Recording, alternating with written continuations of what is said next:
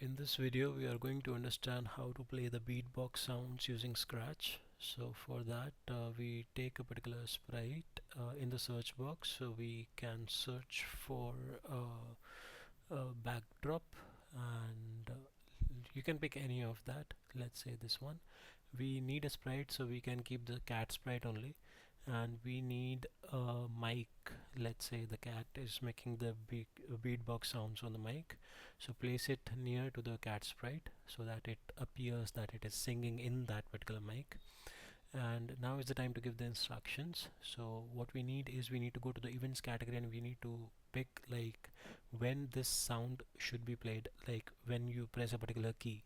So from this drop down list, pick any key. I'm taking this 0.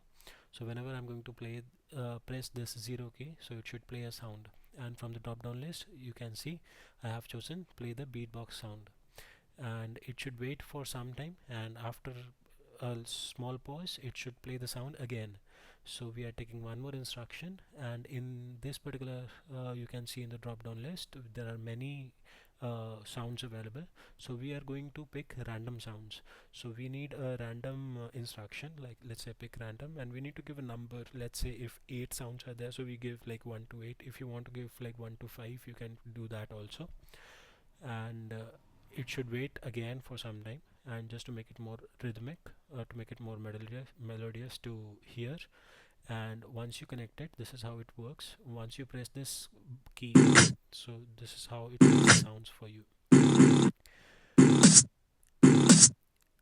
Further, what we can do is we can take a loop, like we can take a repeat block, or we can take a forever loop, and we can tell in the repeat block like how many number of times it should repeat. Let's say 4 times.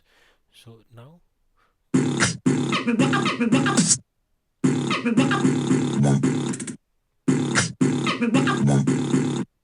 you can see that it is playing that particular sound like 4 number of times.